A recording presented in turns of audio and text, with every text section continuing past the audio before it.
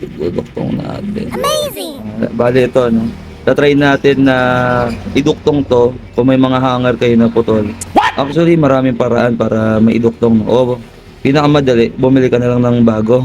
Pero syempre, pag-eksperimentohan natin to, titingnan natin kung matibay ba ang ating pagkakaduktong kung gagawin natin to. Kasi ganito gagawin natin. So, bubuksan lang natin siya. Yan. Sa mahina lang. Tapos susunugin natin siya. Parang sa mga tubo, di ba? Yung mga PPR conduit, sinusunog din yon.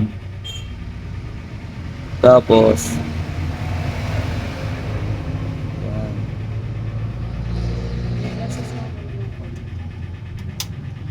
yan.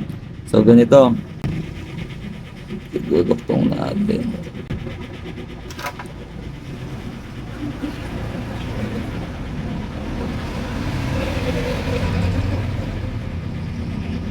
Yan. Kaso, medyo matagal pa, no? Medyo malambot pa siya.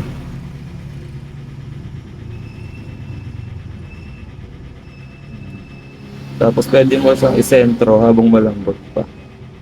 Yan. Tapos hayaan mo na lang siya na matuyo.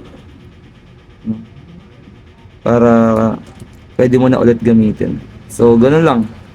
Patayin mo lang siya ng sobra. No? O kaya pwede mo siyang paikutan pa ng maliit na wire para mas matibay.